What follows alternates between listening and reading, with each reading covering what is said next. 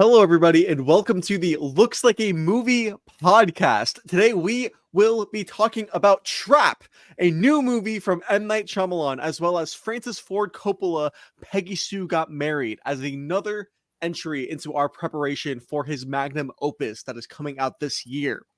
Now, without further ado, let's talk about this new Francis Ford Coppola after, if you are on YouTube, leave a like, and if you are on Spotify, please rate the podcast 5 stars. Owen, you picked us to watch this Francis I Ford Coppola did. film. It's this 80s Coppola, which is usually a pretty 86. underdiscussed era for him. Um Yeah. This is a movie that it's one of my favorite Francis Ford Coppola films, and I saw it for the first time in January of this year, and this is my third watch of it. And with Francis, it's kind of like most of these movies are like, oh wow, this is the greatest thing ever made, like once you watch it. right. But so your favorites become the ones that you kind of watch over and over again because all of them are so great, really, besides maybe a few, but most of them are like, oh, this is so great. So the ones that you kind of watch over and over again become your favorites. So this is one that I keep going back to, and I think it's just because it's such a classic premise. The premise is so classic. It stars Kathleen Turner, um, who I wasn't crazy familiar with, but just doing research of like the era, she was huge in 87 or Yes. 86. This came out in 86. In 86, she is like Zendaya star level of like this era. Like she's one of the top actresses. Maybe not Zendaya. I'm not too tapped in these, but when looking into it, it's her and Deborah Winger, which another actress I'm not familiar with because I wasn't alive in 86. But Deborah Winger and Kathleen Turner were like the two actresses of the moment. That's what Siskel and on the Siskel and Ebert show, they were like, those are the two actors of this moment.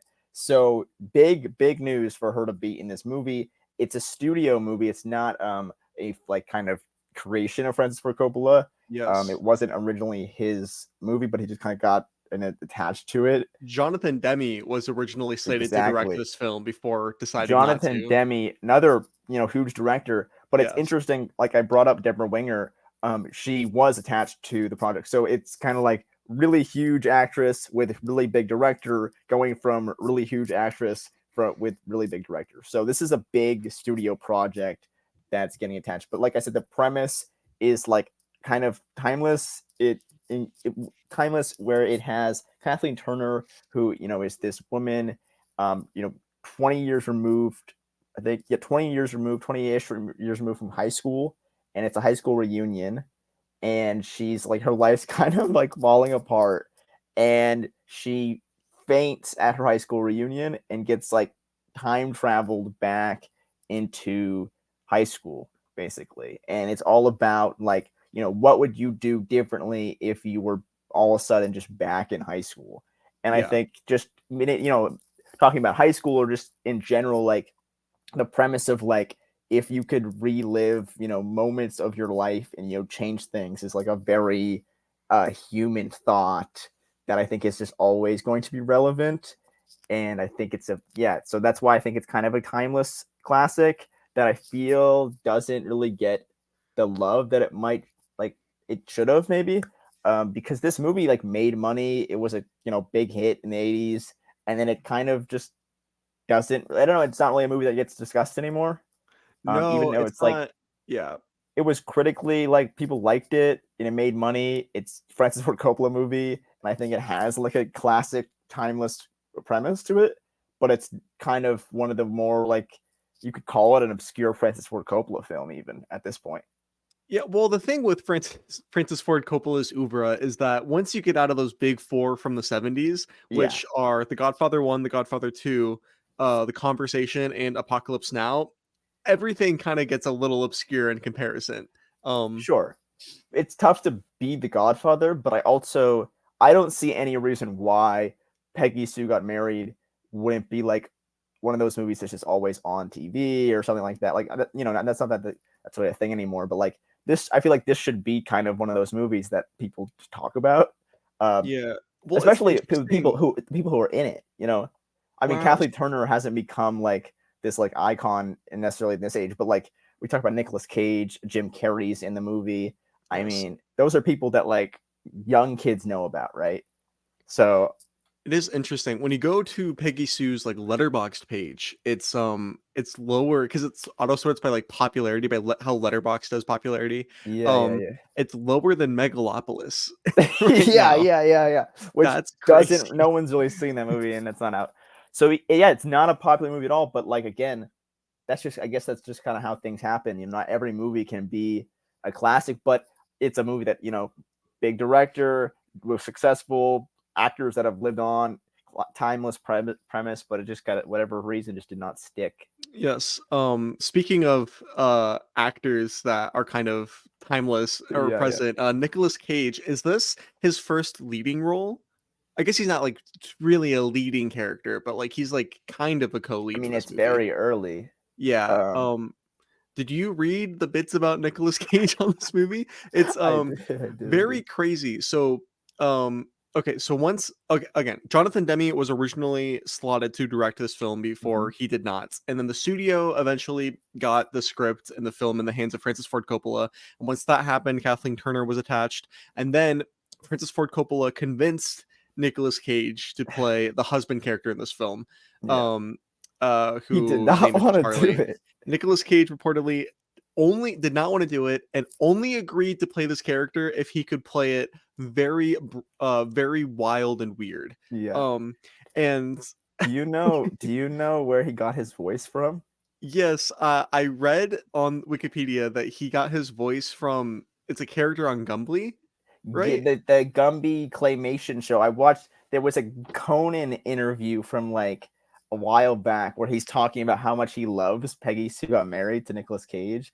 And there's a there's a claymation horse on the little Gumby show that has this like nasally voice. And he was like, I love that show as a kid. I'm going to make my like decision for this actor or this He's character so to be like this claymation horse from he's so Gumby. crazy because his voice is so fucking ridiculous in this movie. I so I didn't really send any messages or we didn't Yeah, yeah, talk about yeah, this yeah, movie yeah. beforehand. But my biggest thing while watching honestly was his voice is so crazy. I thought it was dubbed. I Yeah, did yeah, not yeah. think that it was even noise coming out of his mouth on set. It was so ridiculous. Well, yeah, I don't know what, I forget what's on the Wikipedia and what I read other places, but there is like the studio is like not fucking with that shit. Like Really. they like Francis Ford Coppola had to like fight with the studio to like not like have him fired from the movie because they're like, what the fuck is he doing? Kathleen Turner reportedly didn't like Oh him no, doing that no, either and yeah. like approached Francis Ford Coppola about it and Like, what the like fuck is he doing? Because he's like his little nephew, and he's like begs him to be on this movie, and now he's like fucking doing this weird Gumby voice. But um it's a highlight for me of the movie. Like I think it's so fascinating and weird, and like it's like what you, I kind of a part of the movie that I remember. It's like, whenever he shows up, it's like a fucking funny moment because he's just doing this weird fucking voice. yeah, I think that it works. I think that Nicolas Cage for how bizarre his performance is and how like and if another director had directed this, that performance would never make its way to Yeah, this yeah, film. yeah, yeah. I think that it works because it adds such a specificity to the character, you know? Um Hmm. Instead of it's not like, oh, it's not like Nicolas Cage is just Charlie. Yeah, It's yeah. like, oh, it's like Charlie is like, you know, this kind of like weird like such a specific guy, you know? He's like this He's very adolescent. yeah, He's like a kind of baby man almost. But that's what he is. I mean, he's 18 years old. He's supposed to be like this very young kind of weirdo, and it feels very specific to the era almost. Like it yeah. feels like this like, you know, this like weird like nerdy like guy that would be in like an old movie. They think it works because I think like Nicolas Cage is very cool like normally, Mhm. and he kind of he plays it a little differently when he's older.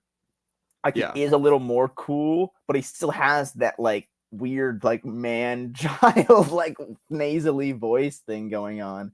Well, you compare this Peggy Sue performance to like Rumblefish, which just came out like a few years earlier, right? Yeah. Totally different. Hmm. Because well, obviously Nick Cage looks similar, but in Rumblefish, like he is playing a cool guy. He's playing a cool guy that Yeah, like fucks the main character's yeah. girlfriend. You know, Yeah, it's yeah. like it's so it's interesting. But I think it's funny, even, or not funny, maybe not, but like even in '86, right?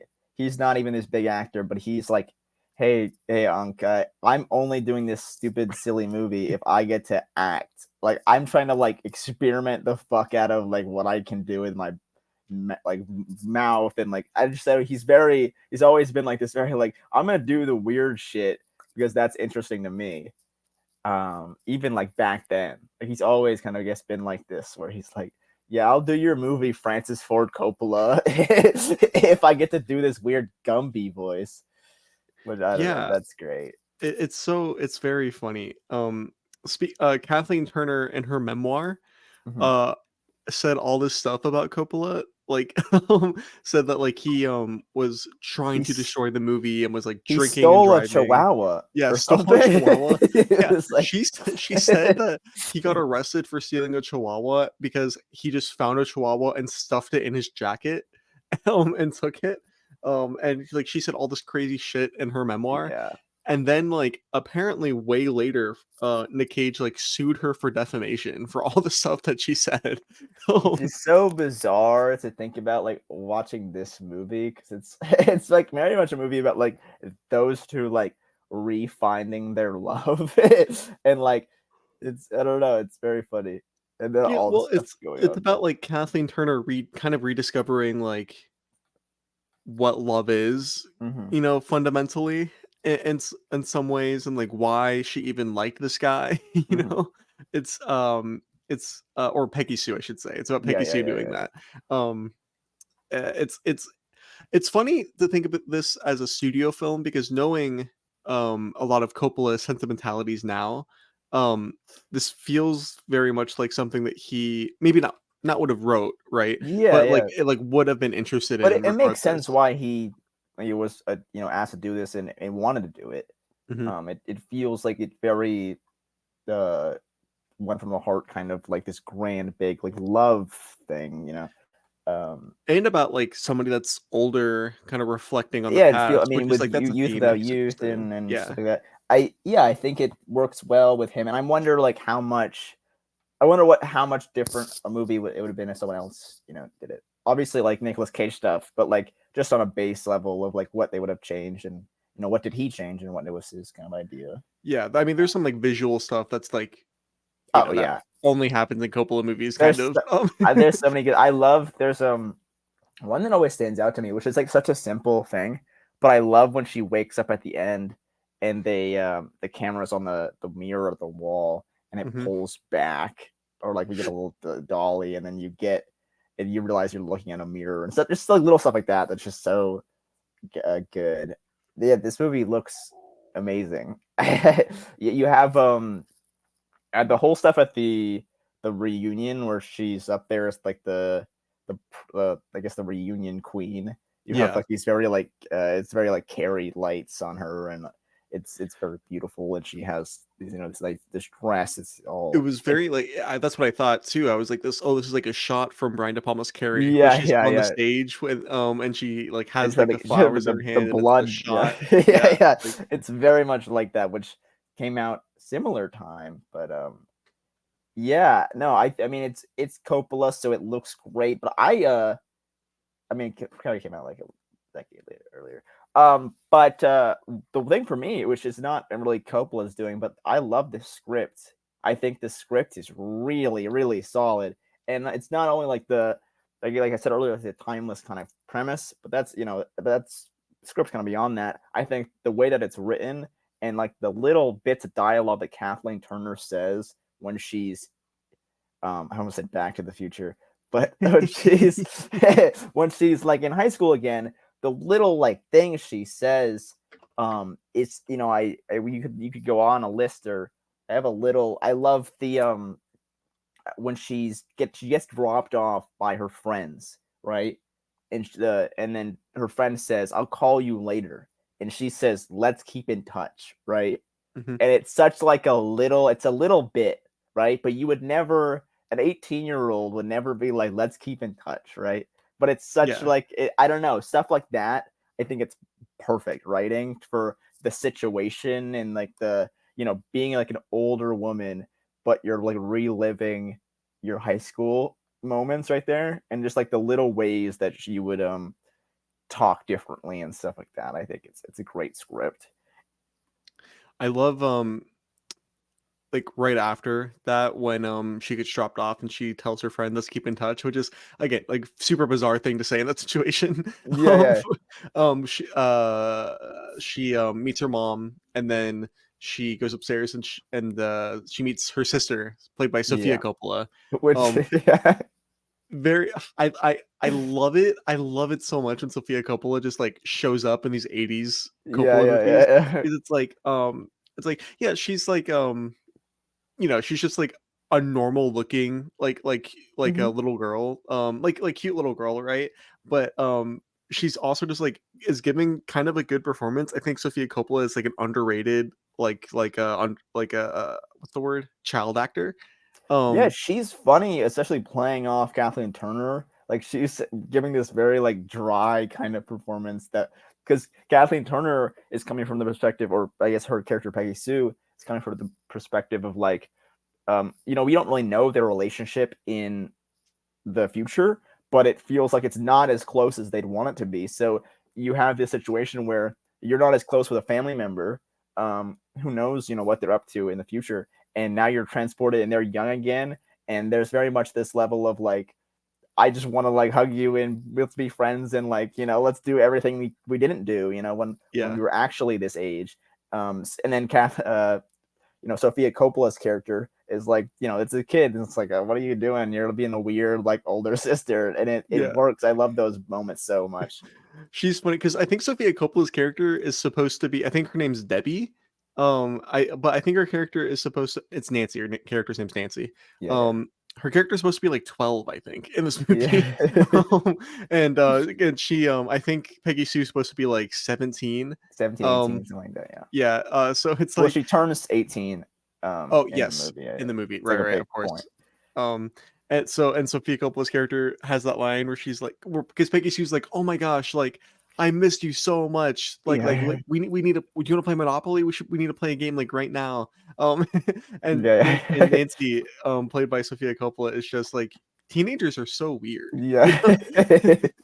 um, Yeah, and I think I forget. There's a line like around there where and it kind of sums up the entire movie for me. And it Kathleen Turner as Peggy Sue says, "I have so many unresolved relationships in my life," and I yes, that's like that sums it all up because it's kind of like I mean that's such a like a thing about life is like you can't you're gonna meet so many people and everybody you meet you're not gonna have like a perfect relationship with everyone, and like especially with your family, and then going yeah, back and being able to like recon guess meet them in moments that you know maybe took for granted, and especially like with her grandparents. There's a scene where her grandma calls and she like just drops the phone because her grandma is dead in like mhm. where she is from, or like the Where normal she's present. from. Yeah, in the present. It's interesting the time travel stuff because it's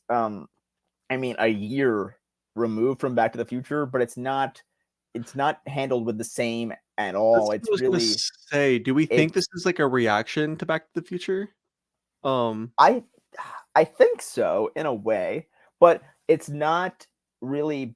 I mean, it's like one of those things where it's like if this movie comes out right a year after Back to the Future, there's not a person that likes movies on the planet who's not going to be like, or even think like they're not going to like not think about it. There's even I don't know if you saw it in the IMDb trivia, but um there was a scene where they say Back to the Future and they dub it out and they change it because it's Kathleen Turner talking to the I forget his name, but it's the kid who's really smart and he goes on to make a lot of money, and they're talking about um oh like yeah. time travel things. The And actor's name is Barry Miller. The character's name is Richard. yes, yes, Richard. So she's talking to Richard about like the time travel stuff, and she says Back to the Future as just like explaining it, but they edited it and dubbed it out to change to say something else because they didn't want people thinking about the movie that came out a year ago. So I wonder because it is like it's a studio script, so maybe I don't know like the timeline of like when this script was, but I definitely like I think it helped get it made that it was around that time. But again, it's not there. The only similarity from Back to the Future is that it's a time travel movie because Well, they're also high school movies. that's true. That's true. But it's Yeah. not. The big difference is Marty McFly is going back to a time that he did not really exist. He did not exist in. He's going Right. back to his parents' future He's in going Back to back. the Future. Yeah. They're present. His parents or they're past. They're Sorry. Wow. yeah, Yeah. yeah, He's going back to yeah. their parents' So, but past. Marty McFly is coming to it with like an exploration sense, in a sense that he is not from this time, right? Yeah. And And Peggy Sue he is is super nostalgic. Peggy Sue is coming from a place of like Peggy Sue is coming to a place where she is just getting transported back into her younger body, and Mhm. she's just 17 again. Mhm. Where it's 17 again. it's a whole that the lens that it's using is like a love for the 60s, a love for the that era, a nostalgic lens, where with Marty McFly it's like a lens of like this is foreign to me, I don't know this stuff, and it's weird, and but it's a different kind of vibe, and it's also like a very different like style of movie. It's much more like an action kind of thing going on with where this is kind of more of like a sad like love drama thing going on, like. But yeah, no, it's definitely like I think there's something about that like culturally that maybe has an effect on. We talked about why this isn't a timeless classic. Maybe it's a part of a reason a guy got made was because of Back to the Future, but with a Back to the Future trilogy dropping right around the time that this dropped, maybe you don't even have so many time travel movies. Yeah, I think that's definitely part of it. And it's like, of course, Back to the Future would be more successful and more Yeah, and because it's remembered like more this big, fondly. like you can have like Yeah. what's it called, action figures and stuff of Marty McFly and Yeah. I mean, like the Back to the Future 2 is like a fucking action movie, like with yeah, guns and yeah, yeah. stuff. And then the Like, third one is a literal like Western, like it's yeah. so those are like big blockbuster kind of movies where this is more of a, It's like an intimate like nostalgia. Well, that's why it's that while watching it before I knew that Francis Ford Coppola didn't write the movie. Or when I was watching it with the assumption that he did come up with this yeah, idea, yeah, I should have known better because the main character is a woman. yeah. I was like, oh, this is like one of those like it's like it's about him and it's about like looking back at his Yeah. past, which can still be true. But Yeah. it's he did not come up with these ideas. But yeah, it's still like it feels like like maybe even like the him as the director and even the original writer for the script is like kind of Mhm. using the story as the vehicle to like as a person that's like in the second half of their life presumably looking back and being like, man, um I made a lot of mistakes, because you do just Yeah, make a lot of mistakes in high school. for sure. No, I um think it reminds me a lot of Lucas's American Graffiti in I the haven't way seen that that. it's just kind of a love for that era or just an era in general. And I Mhm. think I like stuff like that. I think everyone should make a movie that's kind of like a reminiscent of a time that they like. It's very like a Licorice Pizza of Paul Thomas Anderson or something like that. Like it's very much like a love for a time that we don't normal not normally we don't exist in anymore, or that they kind of grew up in or something like that. I think those are very personal films, and even though this is not a film that Francis Ford Coppola wrote, it still feels very personal to him, I guess, in that way. So like I don't know how much is him, and it might just be giving too much credit to him there, but it does Which we're going feel to do. yeah. We're sorry, you guys. We're kind of giving Francis Ford credit here, but I do feel like there is a part of him where it's like he picked this project because it meant something to him or Mhm, something to do with him. Because I think about when M Night did Knock at the Cabin, right? That was his mhm. first like adaptation sort of thing. but he changed things about that, and he took that on because it resonated with him. And I think Francis Ford Coppola is a guy that, even though he's going to take on weird projects, I think even Jack probably resonated with him. Like, I think I seriously do. I think even though it might have been like a weird project and he did it for money or whatever, I think there's a part of him that was interested in it. Like, I don't think he didn't. I think he did was find Dracula interesting. I think he did. I think I think it is impossible for him to make actual garbage. No, yeah, exactly. I think Jack is a bad movie, but like sure. I think that like but I don't think I think there's something that he's trying to do something there, and he's trying to elevate the piece, and he has a connection to the writing and stuff like that. Like I don't think that he had like a quantum, like whatever, like an 80s equivalent of Quantum Mania. I don't think that he had that in him. You know what I mean? Like yeah, because he is, I mean, the greatest. I don't, you know.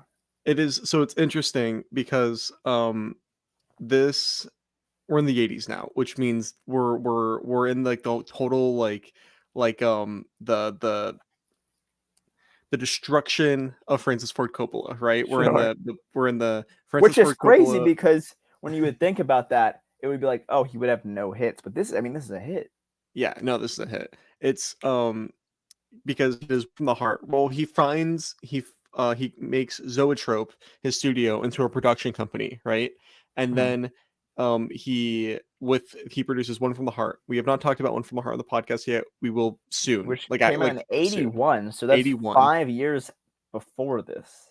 Yes, that movie bankrupts him, costs like $30 million, makes literally $0 in the box office. Like literally $0 the box office. And then in the same year, he does The Outsiders and Rumblefish. The Outsiders is kind of a hit. The Rumblefish loses money. Then he does The Cotton Club, 84. Cotton Club loses money. Yeah. And then 86, he does Peggy Sue, and it's a hit. It makes money. Yeah. Which weird. I mean, we're looking at the 80s.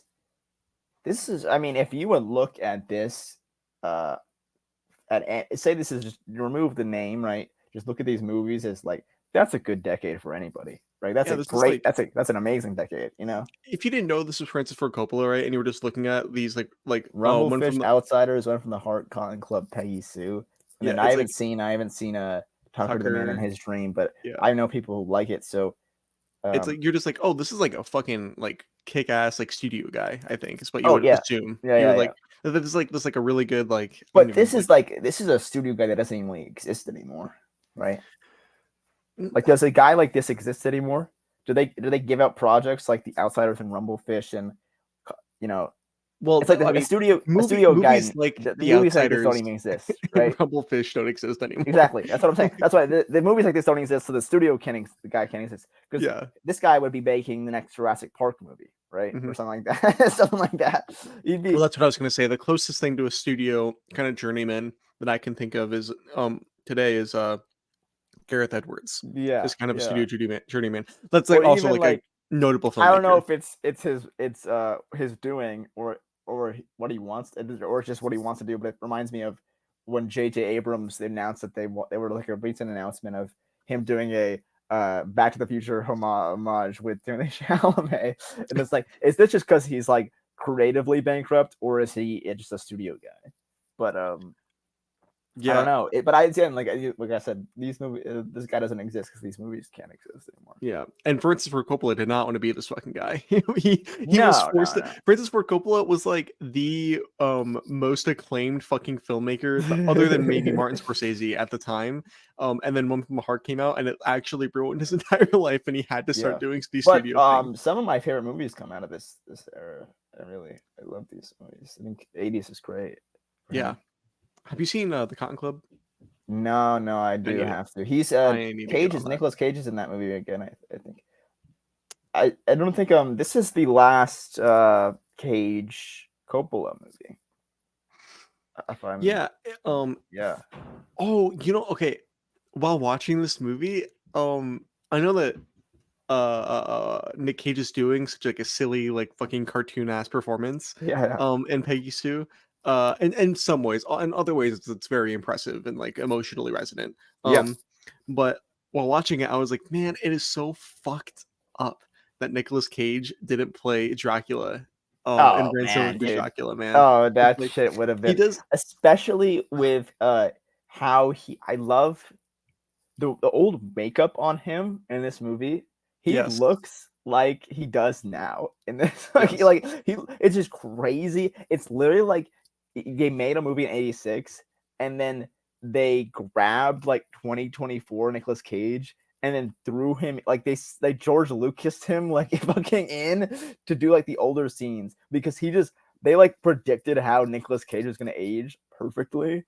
But if Nicolas Cage was Dracula in fucking Dracula, that would be like my favorite movie of all time. I mean, That shit, I think Gary Oldman's kind of great in he's this good. movie, He's but good. it's But if that was Nick Cage, dude. because we even talked about, I remember we talked about when Renfield came out. Like that movie fucking sucks. But Mhm. Nicolas Cage was kind of born to play Dracula, which Yeah. it was like such a crime that the only movie he's playing Dracula in is this like garbage fucking basically straight to streaming like piece of shit. Yeah. But I mean, yeah. yeah, but I'm sad that there's not a lot like there's only like maybe 3 Coppola Cage movies. Yeah. I mean, I mean, their working relationship probably yeah, just isn't it like. makes sense. Also, like even though their working relationship seems a little shaky, it makes sense that a guy who doesn't have the Coppola last name uh Mhm. wouldn't want to just like ride the coattails of his uncle. But from like an outside looking in perspective, They're the two most famous Coppola members. Like Nick Cage is they more famous than Sofia Coppola. Um, but like just like they also like the two greatest guys. You just want yeah, to they're like see. the two best guys. Yeah, yeah, yeah. It's like you want to see those people work together. You want to see the greats work together. And when Yeah. they do, it's something like Peggy Sue, it's magical, and you just want more of that. But you know, what are you gonna do? What are you gonna do? I mean, I wish he was in Megalopolis. It's like Yeah, that's the thing. Well, because Megalopolis, there's what's his name? Jason Schwartzman, Schwartzman who's a and Talia Coppola. Shear, and I Yeah, think there's other people. I know there's other people like working on it that are Coppolas, and it's a big family. The way that Francis talks about it, it's a big family event. So yeah.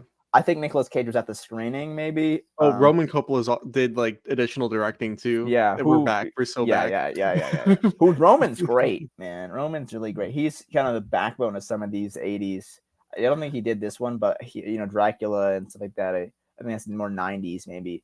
I was I But was he did a on lot of great work for. Tyler Whitmore's trivia show Yeah. yesterday. And one of the bits of trivia was like one of the question was what was the first movie ever distributed by A24? And it Fuck. was Oh, was it one of the Roman Coppola movies? yeah, it was one of the Roman Coppola movies. The GQ or CQ or whatever that movie is. No, I think No. it's Oh, it's the one with Bill Murray, right? yeah, yeah, yeah, It's like yeah. a cowboy hat. Yeah. I don't know what it's called, but And I was like, that's weird. crazy. I'm like, what the hell? What did you guess? Because Like, obviously it well, wasn't that. yeah, so he did it was a multiple choice question. Oh, okay, And he okay. just like had like the four directors with Coppola in their name. It was Sophia, Roman, Gia, and Oh, Francis. and And what did I you guess Roman? Because no, I guess Gia because I was thinking like Palo Alto or something. Um okay, that makes sense. Yeah, because it's not uh gonna be Sophia, right? It's not gonna be Francis, yeah. so it's one of those two. Yeah, that's funny. Um Coppolas, man. There's so many Coppolas. yeah, no. Peggy Sue Got Married. Do you have anything else to say before we move on? I There's know you a had notes, yeah, but no, so I mean there's like little stuff. Like I like the bit where they're in class and um they just kind of they do their thing, whatever, and the teacher dismisses them and he's like he just says that Great Gatsby is due on Monday, right? And that's the line right there. mhm. And Kathleen Turner, I don't even think says anything about it. But I think that's such a funny. I think it's such a good line to put in because some things just never change. Like some Yeah, things, there's some things about this like there's like oh this is not invented yet or this is different. But some things like that, like little stuff like that, it's like they're still Gatsby due on Monday in 2024. Like Yeah. this is supposed to be the 60s, and it's a movie made in the 80s, and we're reminiscing on the 60s, but still Gatsby is due on It's so Monday. funny because watching it, it's like they're doing like because in that scene they're doing this big debate about Ernest Hemingway, Yeah, and I yeah, was yeah, like, oh, that's kind of cool. Like we didn't read any fucking Hemingway in my high school. yeah, Um, yeah. and And then immediately it's like, yeah, Great Gatsby, and it's like, oh, okay. some things we don't talk about anymore, but some things do never change. And it's like it's such a kind of throwaway line that I kind of just really loved on this watch, because it's just like all I think it kind of I don't know. There's something about I really just love the script. I think this it's such a fun and like little witty script, and I think performances like not only Cage but Jim Carrey, who is like he just shows up in random scenes and does like weird shit, and I think it's such a fun tone to the movie that I really love. They have we don't really talk about it, but they Nicolas Cage and friends have like this band, and Oh, there's right, a I whole forgot part about of this. Nicolas Cage's like kind of character where he's trying to be like this big musician, Hmm. and it's just really funny. Um, it's they have like there's this whole scene where they're playing music, and I guess there's a whole part of Peggy Sue's character where she kind of reminds herself how much music meant to what's Nicolas Cage's character's name? It's Charlie. Charlie. So there's all those scenes, and I love those bits too. And it's kind of music is kind of a central part of the movie, and I guess the titular Peggy Sue was named. And I guess even the title, if you're going to go that far, is just straight up ripped from a Buddy Holly song, which plays over the I was going um to mention this. Yes. it plays over the opening title tracks, which is a song from 1959, which Hmm. is when the movie is like supposed to be, back to. So I don't know. There's so much stuff like that, which is a lot of fun. There's even the Peggy Sue gives Charlie a Beatles song, Yeah, and it she gives it's him she loves you, and then he he just fucking massacres it. yeah. Which is a funny. It reminds me of like that's a very like kind of Back to the Future bit where it would be like it's like Danny Boyle's Yesterday. It's like Yeah. let's be the Beatles before the Beatles. But I love the way that it's almost it subverts the kind of the trope of like let's do change the future, kind of like let's be the Beatles before the Beatles, because he just fucking shits on it, changes it, and makes it worse, and it's like I think I that's an think interesting way to do that, like kind of mess with that kind of concept already, yeah. because you could totally have made him like be a star, because you could have just gave him Beatles things, but some things are never meant to be. Yeah, no. It's well that's the thing too cuz he there's this big confrontation between Charlie and Peggy Sue, where Charlie is like, "How could you go see this other guy? Like I loved you." Yeah. And Peggy Sue is like, "Dude, like you're gonna be a fucking like furniture salesman, and Yeah, yeah, and you're gonna cheat on me, and like the stuff that actually happens in real like in their yeah, yeah. future." And to him, he has this like this adolescence like foggy like no, like what are you talking about? Of course, like you think I'm gonna be a furniture salesman? Like Yeah, what the yeah, fuck are you talking about? Like no, I'm gonna be a musician. I'm going to do this and that. I'm working on stuff. I'm gonna get out of here. And I love you. I would never cheat on you. I don't know who the fuck this person you're talking about is. And then it's like, no, dude, like you're not gonna be a musician. What are you talking about? Like, you're 18 and you're in a well, shitty fucking vocal band. I like Um, there's a bit where at the reunion they don't really because Jim Carrey's character isn't like a big part, but I love he's talking about him being a dentist, right? And it's just such a simple, just an ordinary job, right? But like it's not everyone. Richard comes off to be big, right? And even though Charlie is still like a local star, everyone's kind of like turns out to be like just a normal guy, and it's very I love the kind of what you were talking about there, where with Charlie's character and stuff. I love the bits where at the end it's raining, and she's talking about the kids, and I forget their names. It's like Susie and something like that. And he keeps Nicolas Cage is like, who is Susie? Like there's this whole like she keeps talking about like the kids or Janet. He talks about the girl he cheats on. And he's like, who the I don't know a Janet. And they're the back and forth of those two, where she just keeps talking to him like he's the same guy in '86, right? And I he just has no yeah. fucking clue what's going on. Well, And you bringing this up is making me kind of emotional actually, because I think that's a really funny bit because of it's a really funny bit because of like in the context of the movie where like obviously like she's from the future and she's just like saying stuff that he could not know about because yeah, he's from the past, yeah, but also like in real life if you think about it like how like actual emotions like relationships are, and they talk about this in the movie where she's like, oh, I thought I knew everything about you, but like of course I didn't, and yeah, they yeah. were married for 25 years, Mhm. so of course she thought you know she knew everything about him, but she doesn't, even though they've been married for 25 years. Mhm. But I've noticed like that's such a thing in real life where it's like you can like be in love with somebody and they can just fucking say nonsense, like they can Yeah, just say nonsense, like just like bring up people that you don't know as if you knew yeah, them, and you're like, I don't know what the fuck you're talking about, and then yeah, they yeah. could just like not acknowledge that you don't know what you're talking about, but like that doesn't make you love them any less. Mhm. I don't like I sound fucking probably so stupid right now, but like that is like such a that is like a piece of reality that is like not really logical or like overtly romantic, that I think Mhm. this movie captures, whether or not it's like accidental or on purpose, that you never fucking see in cinema or like really art very often. Yeah, I don't know. I mean, even when we talk about comparing to Back to the Future, it's a very interesting, like, just deeper, like, emotional kind of exploration of the idea of time travel. It's like many time travel movies.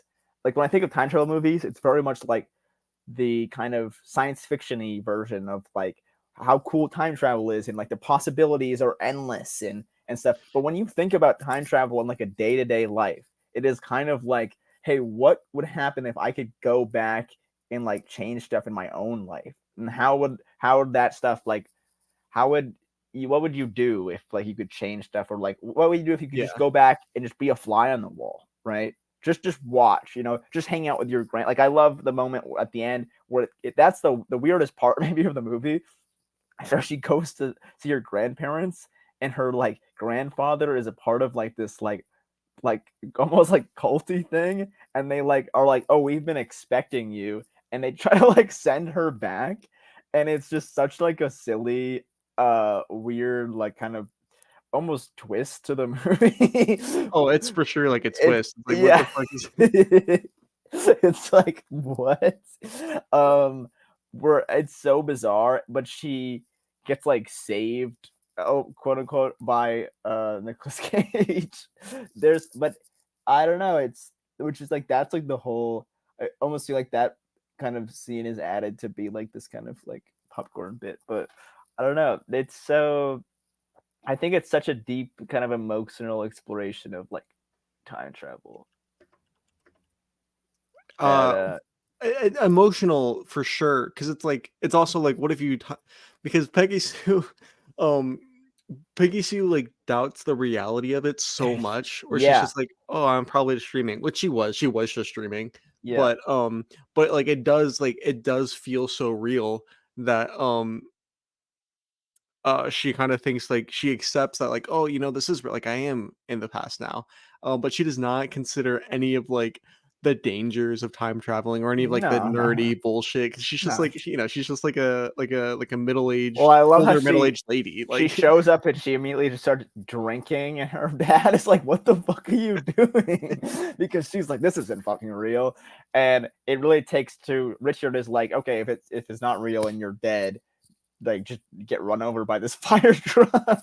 which I'm not joking, great bit. Yeah, Richard is a little crazy for just yeah. doing that, but it's logical, Yeah, it's like, it "Oh, makes you're from sense. the Yeah. future? You're dead? Yeah, get ran over by this fire truck." Yeah, dude, it's like if you're dead, then you're not gonna die, Yeah, exactly yeah, like yeah. um, which it's a very but again, like you said, it doesn't deal with like I think of immediately I'm going to like what is it, the Avengers Endgame or whatever, where like they get really like stupid, nerdy, like specific with the time travel stuff. And it does none of that because it almost exists outside of that. It exists in like just a simple like it's very simple terms of like if I was 18 again, right?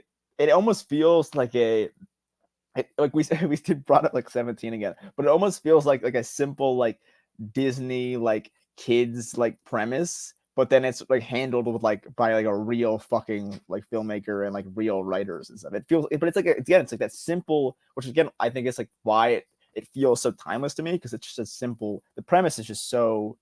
It's just a thing that everyone kind of thinks about. It's just a universal kind of thing of like it's not even really time travel. It's more of like, what if like 17 again. So what if I was 17 for like a couple days?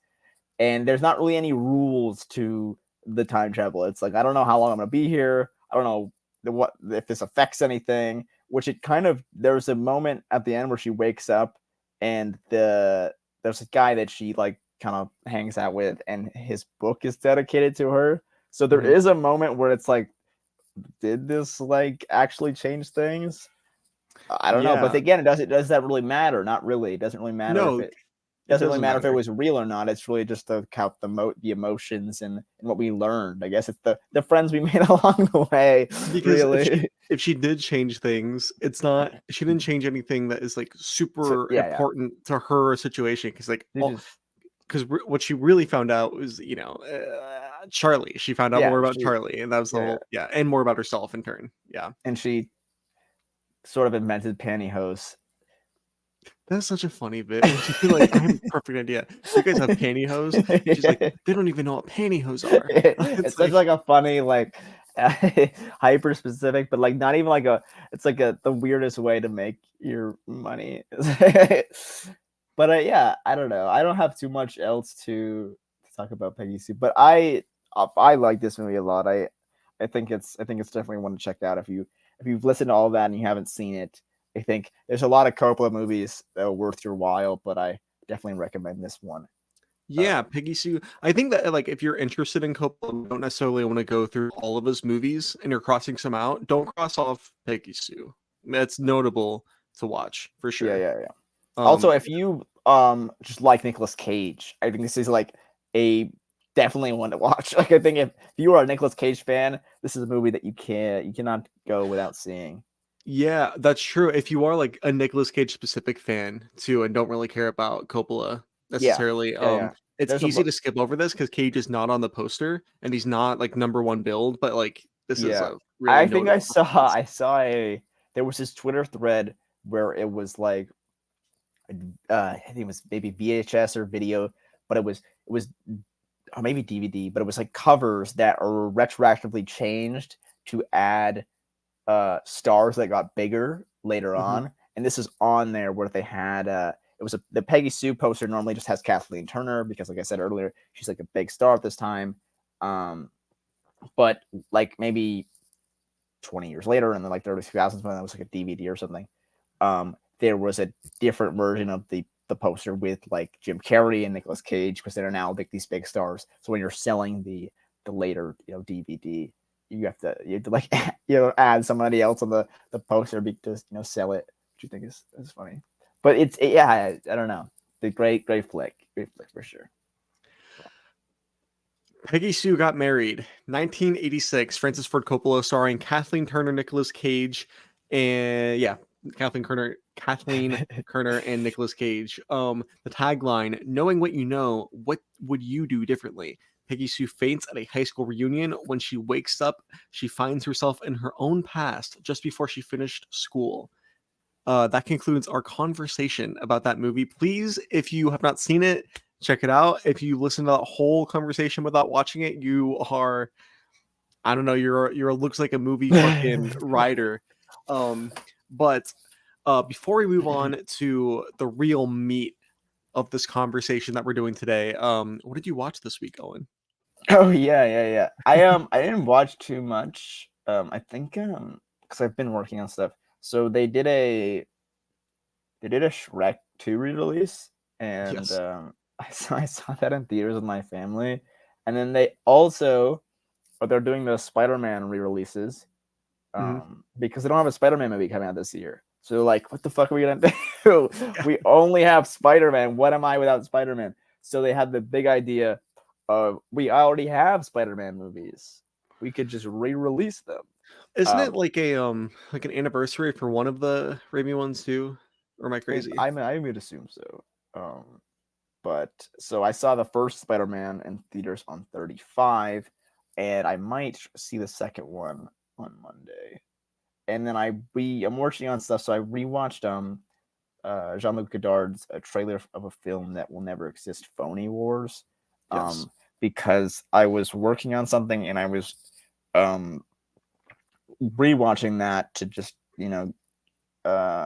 get some ideas off that, and I was explaining the film to my mom, and I was like, "This is just 20 minutes. I'll just show you it," because I was like, "This is kind of impossible to explain. It's a film that kind of exists unlike any other fucking film that most people have ever seen in their life. So it's way easier to explain it or just show it into 20 minutes than it is to explain it.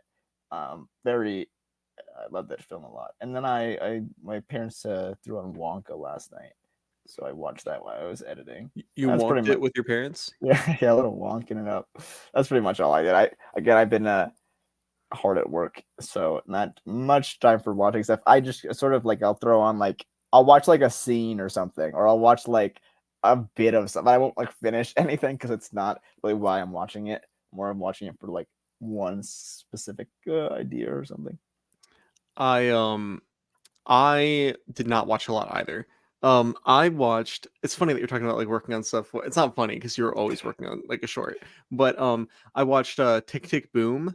I rewatched Tick Tick Boom, which is the Lin-Manuel Miranda directed film Was starring that for a film you're working on? it, yes. Yeah, Not like I wasn't like trying to like I wasn't like watching it for like I Lin watched it. Manuel Miranda. You like I how he watched it. directs? No, no, I don't actually. Like Notably do not. trying to emulate how he's Lin Man.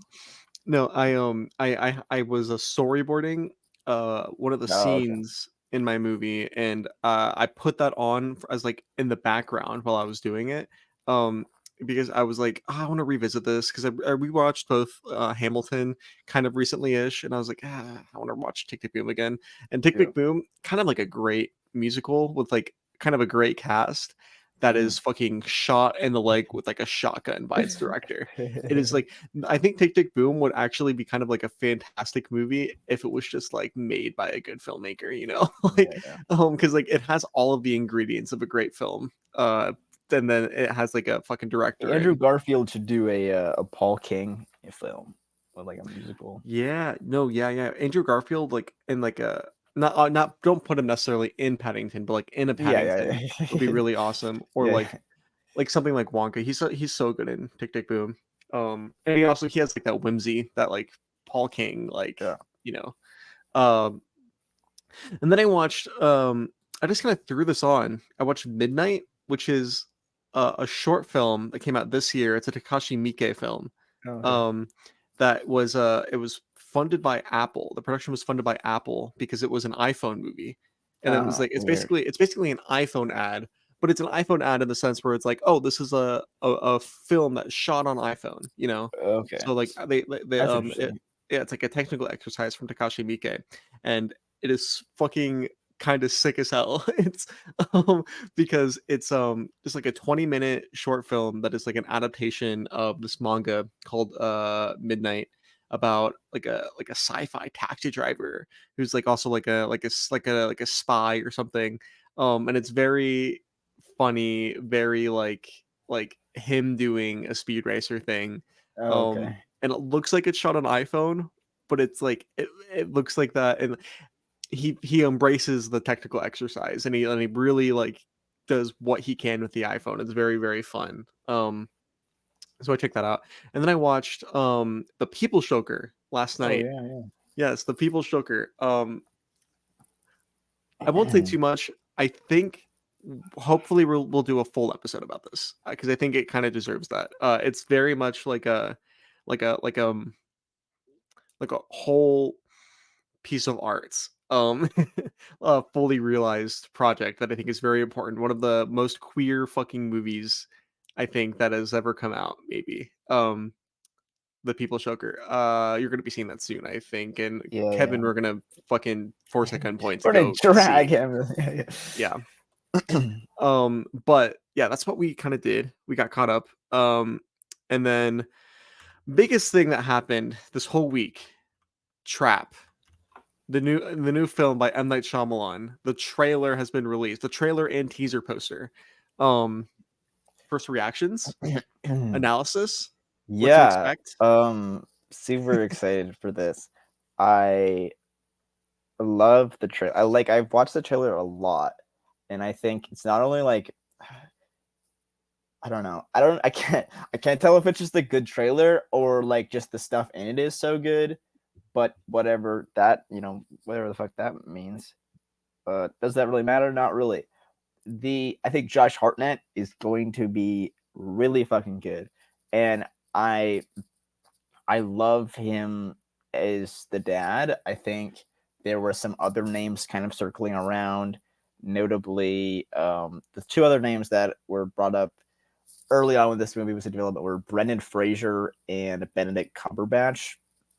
And I Both would have think been good probably, but I Josh think Hartnett I think is I like think I would have I think out of those three, I think Josh Hartnett brings a specific energy that the other two do. I think out of the other two, I probably would have liked Brendan Fraser, but I think I really love Josh Hartnett here, and I think specifically I love the the kind of just I love M Night's the way M Night uh, has kids talk and like his very specific dialogue, the way that the father daughter relationship is going. And there's a line in the trailer where the daughter says, "These seats slap, Dad," and I think yeah. that totally captures everything that M Night is about and kind of the vibe here and just this relationship here and this is how really kind of people talk and how I don't know. There's the bit where this daughter's obviously so excited to be at this concert,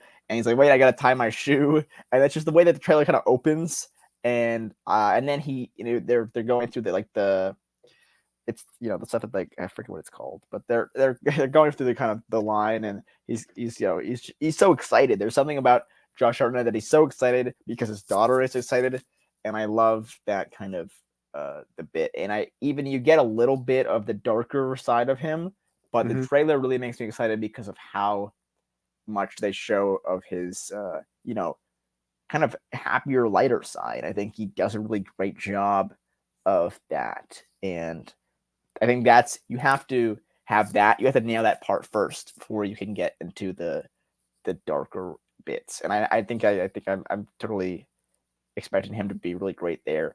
But I already care about him and the daughter immediately in this trailer because of those little character moments. You have like 5 character moments in this trailer that make you automatically want to root for these guys, which I think is a good trailer because I mean, while people are kind of annoyed that it may give too much away, I feel like it doesn't give a lot away, and but it also shows enough where it's like I want to root for these guys, right?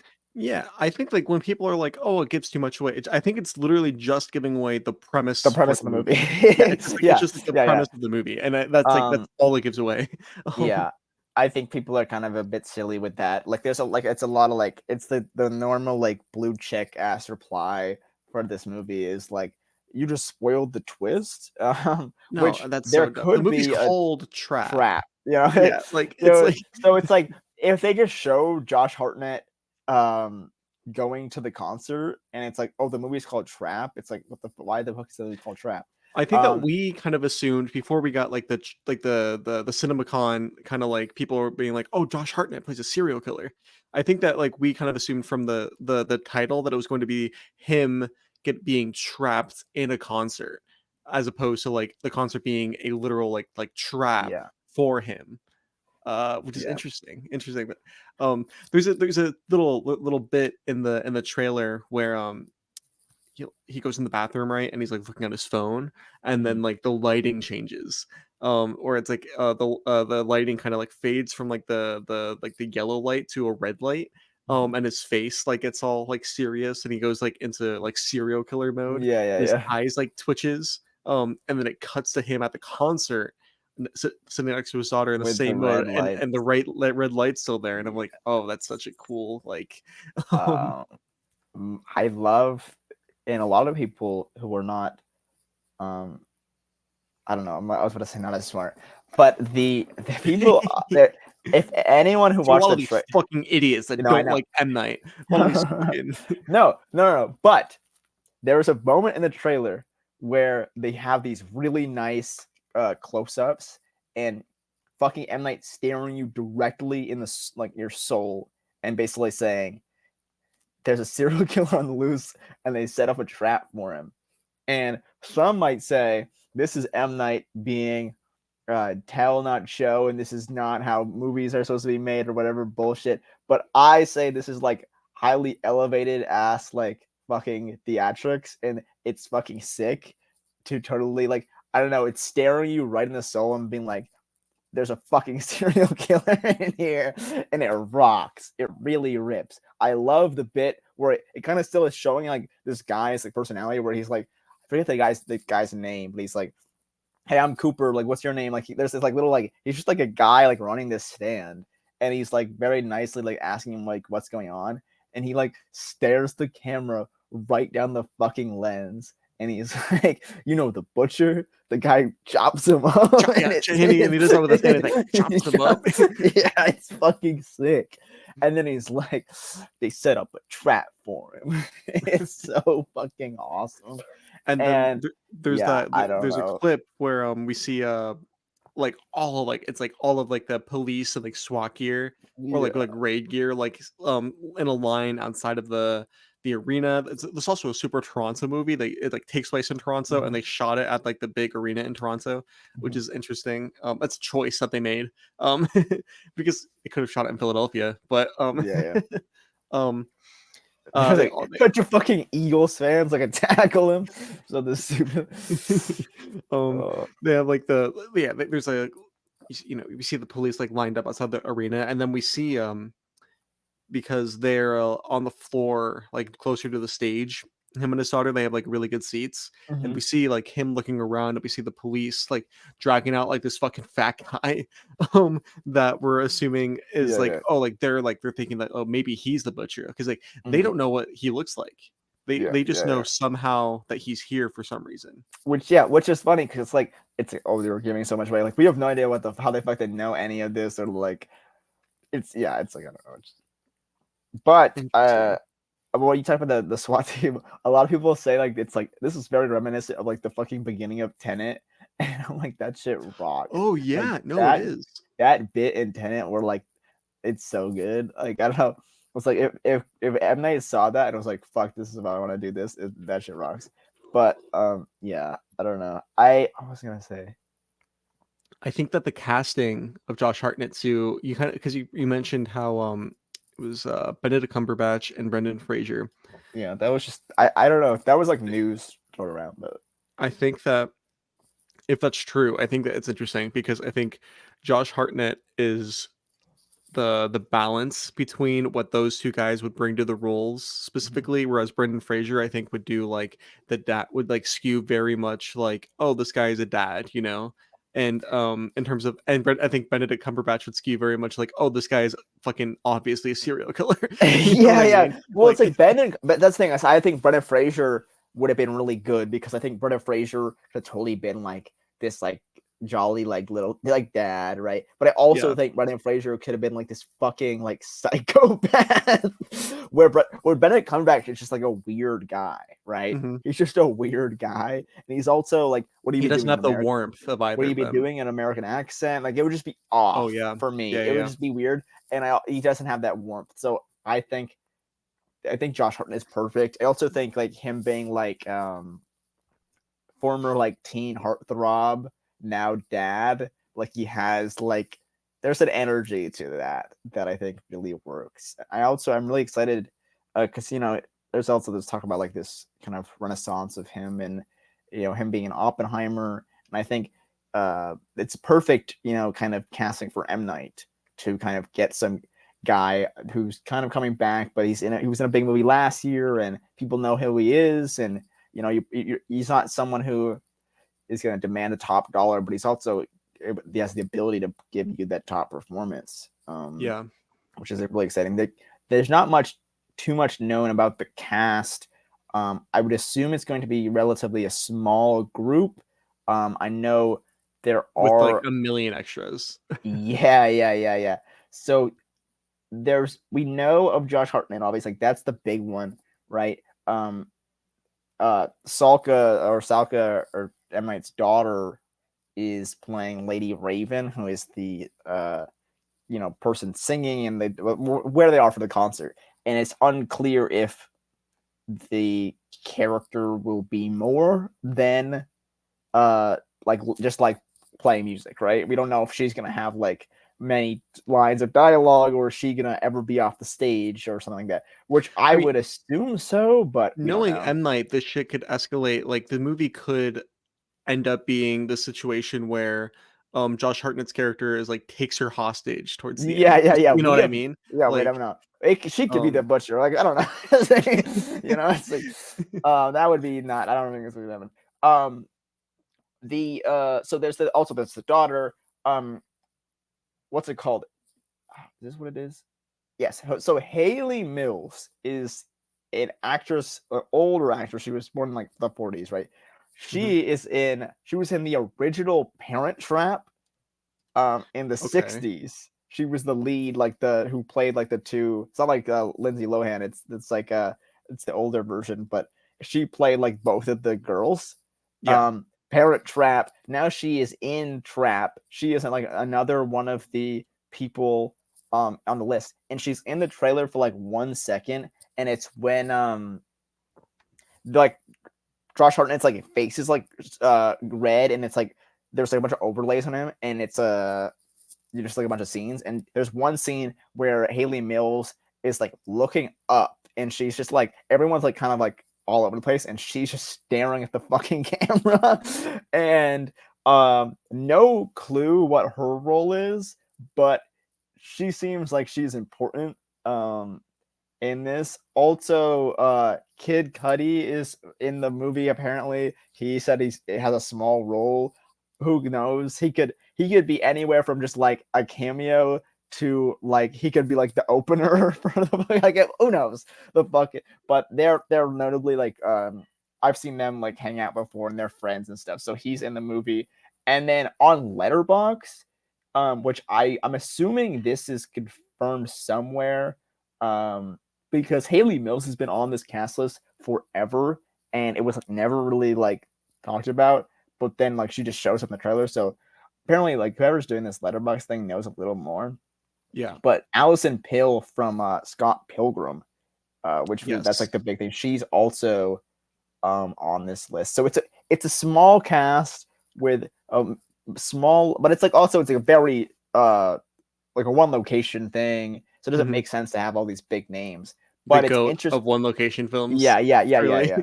But it's interesting. I'm interested to see, because obviously this the movie has to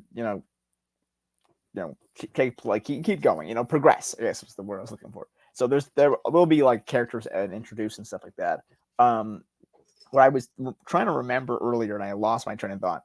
There is bits in the trailer, right, where Josh Hartnett gets like crew lanyards, right? Yeah. Yeah. And obviously we don't really get. And there's a bit where he is the crew lanyard, and he's like, there's like a lady that works there, and she's like, this is a day your daughter is never gonna forget, or something. So Mhm. there's some like level of like Josh Hartnett like gets like access to stuff, which is interesting. And Yeah, that's why I was thinking like he might like take the singer hostage or something like crazy. Uh yeah, well, like there's some level of like he gets involved like on like the side of like the stadium or something. Like he gets kind of higher up than like just a normal guy there. yeah. Um, which is interesting. It is. Yeah. Yeah. Yeah. Man, Trap. Shout out Trap. Also notably, this is shot by Oh yeah. Muktiprom. I'm not gonna even try to say his first name, but Muktiprom, who He's the kind of goat. yeah, very notably, he works with We're We're Sethical. It's close to how you would say his name, Yeah, that's right? fine. That's fine. Who Uncle Boomy, who can recall his past lives, is his, or Yeah, and Memoria are like his two most notable things. Like super like notable like kind of filmmaker, and then also of course he works with Luca quite a bit, Luca Guadagnino, yeah. who is So one of our two most like famous auteurs. two of the big kind of tours right now, like in terms of like we're talking about just like talent wise, Hmm. which is like that's awesome. I really like this was like I remember this news kind of circulating like a while back, and it was like one of those things. Same with like Haley Mills, where it was like this is on like IMDb and Letterboxd, but there you can't fucking find a source for it. So it's like who fucking put this on? So it's like Well, I remember I might have even said this on the podcast where I said like he just like this might not be true, well, you yeah, I know? remember Yeah, bringing it up to you, and you were like, "I don't believe this." yeah. So, but it was like, I mean, there isn't really like much like the sources aren't really there. It's just like on IMDb and Letterboxd, and it's like okay, but it was like I don't know if this is true or someone's just pulling a fucking joke, but if true, this is fucking massive news, right? Yeah. Um, Yeah, no, this is very because this is listen, M Night. We kind of talk about M Night's visual style and how like he's kind of a master of fucking the image. But he doesn't really work with like star cinematographers ever. He kind of well, like some finds not recently, I guess you would say, but sure I mean. I do love what's his name? Mike Mike. G. Mike G is Yeah, my Mike guy. G. I would like I mean He's star good. cinematographers aren't it's not like a thing really.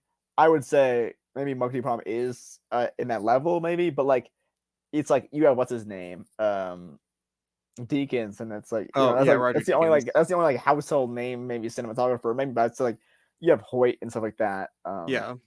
But it's like that's not really like a Yeah. but It's a I short mean list. It's a short list of yeah. really famous guys. Yeah. Um, I But don't who know. The Mukti Prom is I sound like an asshole saying his name just because I don't think I'm saying it right. But it's like that's but like the Knock at the Cabin, I mean the Knock at the Cabin guy did Lighthouse, Witch, Northman. But also it's like you're not gonna know that guy, right? But yeah, he's always that's working with like interesting. interesting guys. Interesting guys. Yeah. Yeah. But I Interesting think guys. this is definitely like I'm a excited for this more collaboration. exciting collab. Yeah. Yeah. Um I hope this is cool. This is cool. Trap. It's Trap. Yeah. We're very excited about Trap. Oh my gosh. And there's like other stuff that came out of CinemaCon. I don't think we talked about last week. We will not talk about it this week either. We'll talk about it when the actual trailers and stuff come out Sure, because yeah. Oh yeah, because we didn't get any of those yet. no, Trap is I like think we did Trap. we might have talked about the Gladiator 2 trailer last week. Yeah, I think we touched on that.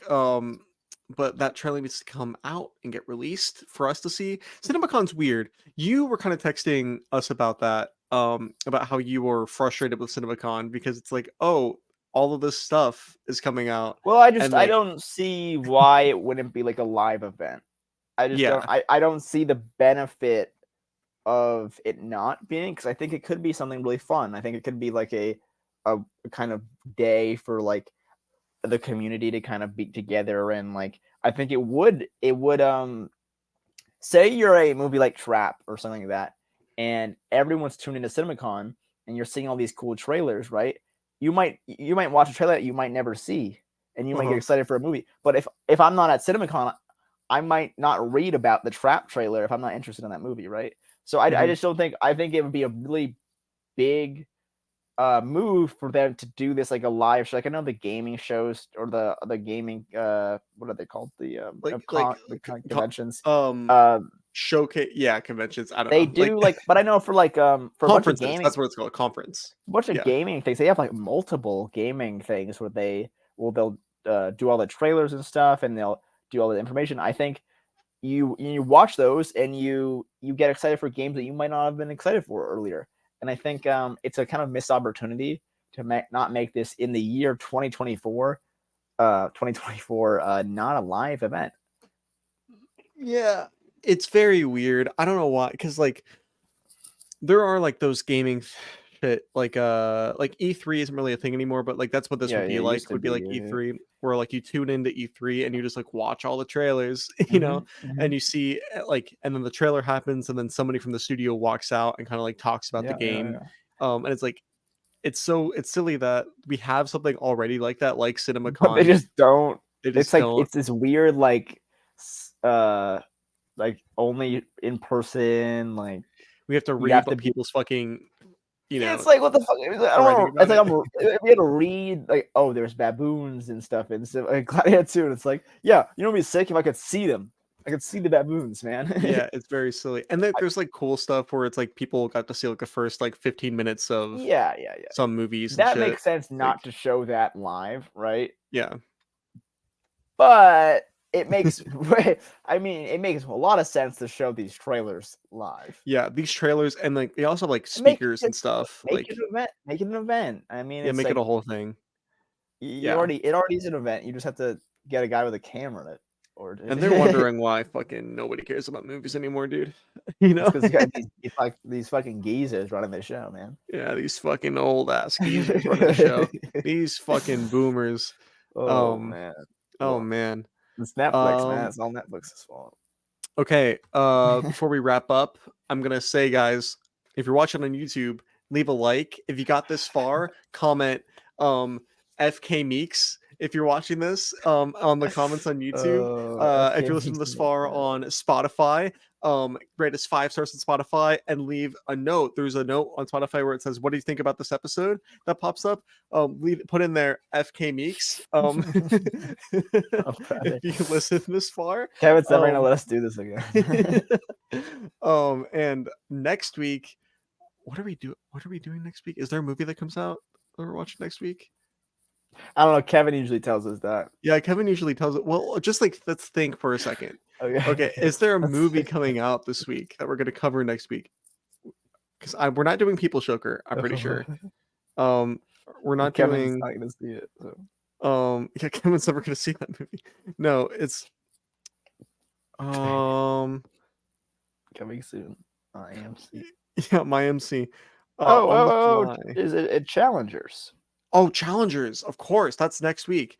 Yes, next week we will be doing. Speaking of Mukti Boom, Yeah. a Trap Connection. He also shot Challengers. We're doing. Yeah, we're gonna be doing Luca Guadagnino's Challengers, which is a really, really, really big movie. Mhm. Yeah. So tune into that. Like, comment, subscribe. Goodbye, everybody.